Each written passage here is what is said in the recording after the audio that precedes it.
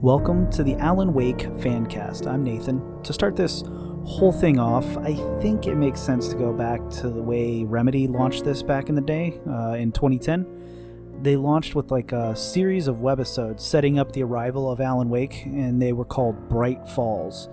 And we focus on a character named Jake. He's a reporter. He's doing a puff piece on Dr. Emil Hartman, and his book, The Creator's Dilemma, is apparently having a crap relationship and is on his way to Bright Falls, because, you know, that's what you do. So, okay, first, for those of you who Googled Bright Falls hoping to find it, it's not a real place. It's an amalgam of places from the Pacific Northwest, primarily Washington, but with a couple places from somewhere around Vancouver in Canada and places around Oregon. That's all kind of sprinkled in there for flavor there. Now, if you go to brightfalls.com, there used to be the videos for this with little, like a blog format with little notes and stuff. Now there is just a picture that says "Welcome to Bright Falls, home of the annual Deer Fest," like a sign.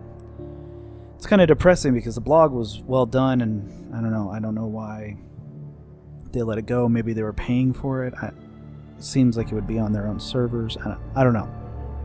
You can, however, still find the episodes. You can find them individually or pulled together in like a half-hour sort of format. But if you're going to watch them, I would just encourage you to go to the director's web or Vimeo page. He's got them hosted on Vimeo. And that's https://Philip Van, and Philip was with 2 L's, philipvan.com/xbox-bright-falls-series. And I'll link it in the show notes, because that's a mouthful. They're really good quality there. Vimeo shows them much better. The people who pulled them down and then reposted them to YouTube and stuff, there's a degradation in quality. They are advertised as 720p, but there's just a clear difference in how they look on Philip Van's page, because you're getting it basically from the source versus people who've ripped it. It's sort of like when people used to make copies of VHS back in the day, I guess. I don't know. I'm going to do these in the individual episode format, though, so I can walk through them a little bit. This first webisode is called Oh Dear. Obviously, for the uninitiated, that is the diner where Rose works. And we meet Rusty. The webisodes are about, sometimes around 5, sometimes around 7 minutes long or so. There's about 6 of them. Okay, so let's do a quick recap. We open with a diver breaking the water and bringing the body bag to the shore that he opens, and after leaving, the body inside disappears. In the background, we get a hint of the future Alan Wake music by Petrielanco. This score is amazing. I'm probably going to dedicate like a whole cast to that, because it was just solid. From there, though, we jump to the opening title for Bright Falls, and this is, accompanied by this sort of eerie musical score. And the song is actually called Northwest Passage, Bright Falls Theme by Black Iris. And you can listen to it for free at blackiris.tv/bright-falls-sndtrk. So, you know what? I'm just going to put it in the notes. IP addresses are like the worst thing to say ever out loud. So yeah, I'm just going to drop that in the notes. But you can listen to all of it there for free. They did sell vinyl copies of the record, which I didn't find out until recently. But, obviously they're out of print now, and I can't find any for sale anywhere, or resale, I guess, technically. So that's a bummer, because that would have been a dope record to have in a vinyl collection. I don't really have a vinyl collection, but I guess I would have a vinyl collection of one after this. Well, and, Ghostbusters record, I'd probably go to that. Now, Black Iris is kind of an interesting little addition here. Xbox has used them for various projects, and for Xbox, they get access to a variety of music types that are all original. And it's not like a band or a group. It's actually, you know what? I'm just going to read what they have on their own website in their own words to try to describe it, because I'm not sure how to explain it. Black Iris is an artist-run laboratory for national, international, and regional artists working in a variety of media. Black Iris's multidisciplinary activities aim to connect the local community to a growing constellation of thought strung together through creative acts. Black Iris presents community-focused activities, exhibitions, screenings, performances, lectures, experimental music events, parties, social interactions, and unexpected acts of imaginative expression. Through a radical reimaging, we see art's potential to not only impact the singular viewer, participant, but a neighborhood, a city, and a mode of thought. Black Iris rejects the notion of high versus low art. This is a senseless construct. We encourage inclusion over exclusion. We build bridges. We value the exchange of ideas, culture, social perspectives, and psychological insights over the exchange of currency.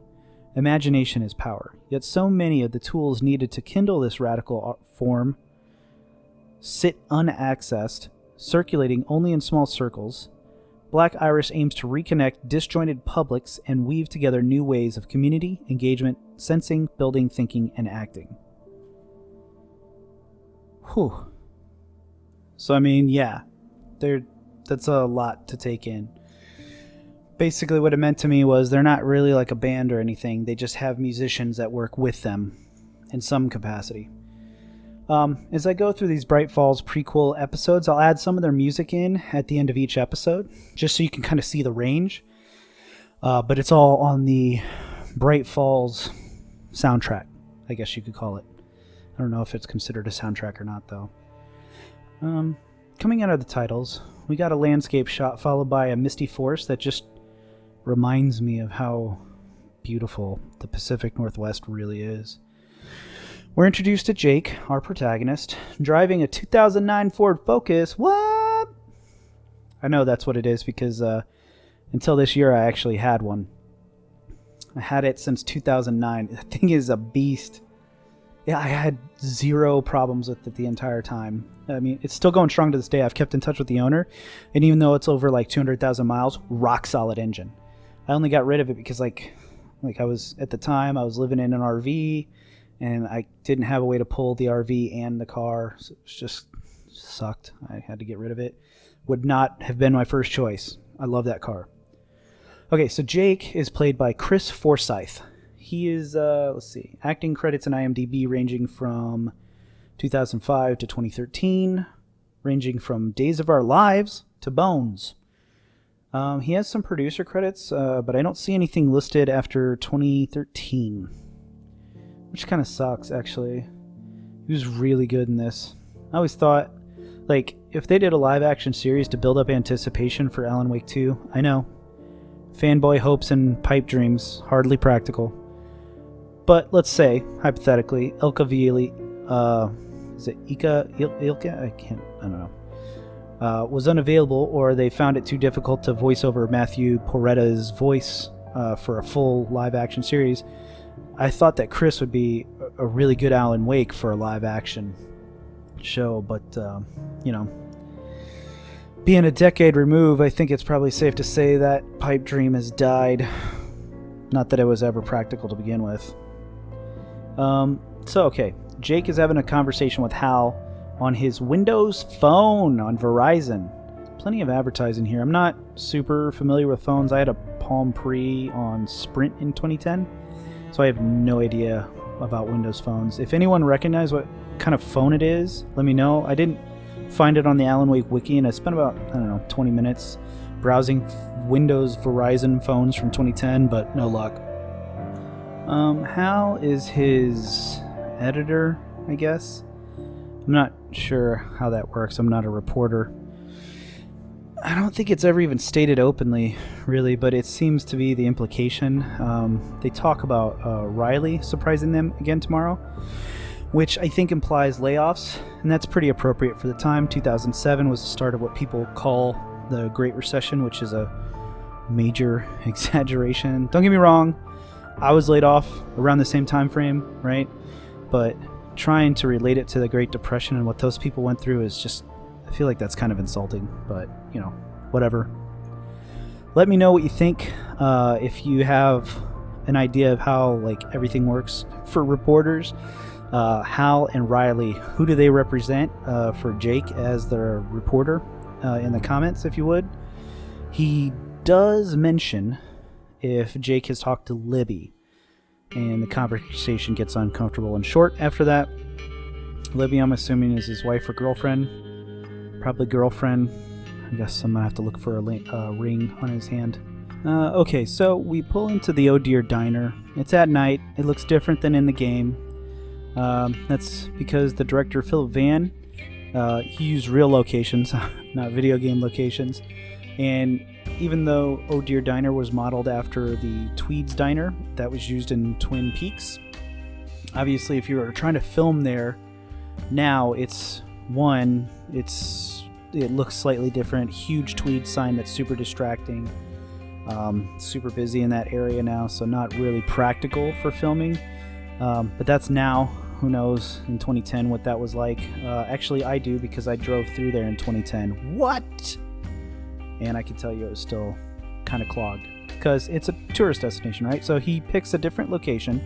According to an interview he did with Engadget, and this is Philip Van, the director, he used locations throughout Welch's and Zigzag in Oregon. That's on Highway 26 on the way to Mount Hood. I was not able to locate the specific building from the images on Google Maps. While looking, though, I did come across a couple places that I think I might have been able to pin down, but not relevant to this particular episode.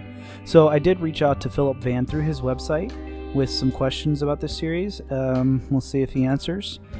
He seems like a busy guy, and I'm a nobody, so I don't plan to get any answers. But sometimes people are flattered that you reach back onto some of their other work, so we'll see. If you happen to know the location that was in the show anywhere, I would love to know where it is so I can add it to the Alan Wake road trip map that I have on my Alan Wake timeline blog.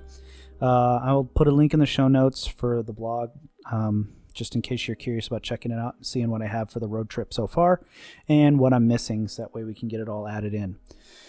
Okay, so yeah, obviously because it's a different building, the interior is different than the game also, but we do see a few things that are featured in the game. First, Emil Hartman, there's an email that Jake is reading, and it goes a little something like this. Dr. Emil Hartman gets creative with new therapeutic approach by Nathan Scott. Dr. Emil Hartman, much like other public figures, is often target for, and this is unreadable, I'll just say unreadable after this, praise, criticism, and speculation. Stories abound as the future of Dr. Hartman's book show, and don't stop there. Rumors continue to follow the couple in nearly every aspect of their lives, professional, unreadable, public, and private. The latest series of stories making the rounds is that Dr. Sidney, I think, unreadable really, and his wife Joyce are headed for divorce. Is there any truth to these rumors? A little bit unreadable. Does it even matter? Unreadable reasons. There will be those who love to talk about someone else, and if the other sort of unreadable mentality. Basically, I'll stop here. I think it's clearly an article about a couple that's splitting up that appears to be in the public eye, but I think they modified it, the subject line and the first few sentences. I'm sure they probably didn't think some asshole was going to blow this up on his large screen and try to transcribe the words off of what was essentially a split-second shot. So, moving on. We get to take in some of the townsfolk, specifically Rose Marigold. Well, not in this. She's Rose Darkins on IMDb for the Bright Falls cast. I'm guessing that maybe that was her original name when they gave him some of the reference material, gave Philip Van the reference material. So that's how it was done at that point. But then maybe they changed it to Marigold because Darkins seems like an obvious sort of, I don't know. It seems a little tropey, I guess. The live action version of Rose is played by Merette, Merette Bartles. Merette Bartles? She really only has 2 acting credits, Bright Falls in 2010 and a film called Nowhere in 2011. Looks like a college or an indie film. After that, it looks like she stepped away from acting. Let's see. As they chat, we get pointed to Alan Wake. Actually, hold on. Let me go back. Stepped away from acting. Which is unfortunate. She actually struck me as being a fairly good actress, but had they done a live action adaptation, she would have been a really good choice for Rose. I think she landed the part well, and it's not like she was given a whole lot to do in these little episodes, but what she did have, I think she did well with. So I wonder, with these people being not like in the spotlight now, I wonder if they'd be willing to talk about this. I may have to try to reach out to some of the actors, people behind the scenes and stuff that are associated with Bright Falls. That might be cool. Anyway, so that might be for much, much later. Okay, so as they chat, we get pointed to the Alan Wake stand-up from the game. Now, you can print out your own high-resolution, or at least you could, cardboard cutout from Remedy themselves. I got mine from Destructoid, I think, back in the day. Hopefully I still have it. The links have recently gone down, though, leading into their game Control, so I'm not sure why, but now I'm going to have to find another link or something. Maybe I still have a copy of that picture somewhere for myself, but so that way I can print out my own high-resolution copy. I've been living in an RV for a while, but I finally have like a place now, so I would have the space to actually put one up. If I find a copy of that picture, I'll try to create a way for it to be downloaded from my Alan Wake Timeline blog. Maybe like a Dropbox link or something. I just have to find the picture. If you can find one that's online, you can drop it in the IP address or the location in the comments. That'd be cool. As an Alan Wake fan, I think it would be cool. Hopefully I'm not the only one. Okay, so at this point, we're greeted with like the best rendition of Happy Birthday I've ever heard. I rock this at top volume at stoplights with the window down, like this and True Survivor by David Hasselhoff.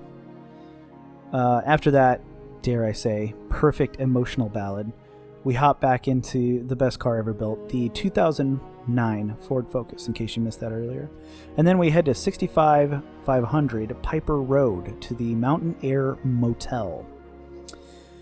Listening to the sounds that car makes, making me nostalgic, and it was just not that long ago that I got rid of it. But when you get in, turn the key, it's like doo-doo-doo, doo-doo-doo, doo-doo-doo.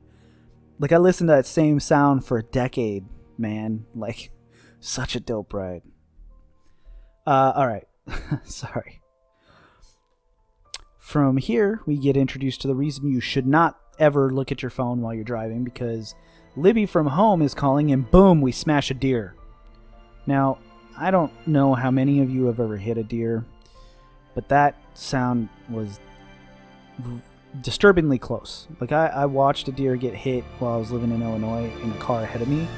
Like, it ran out into the street, got flipped over this tiny little compact car, landed horribly, and then ran like maybe 100 feet, probably on pure adrenaline, before it collapsed in a bank parking lot, just like screaming in agony.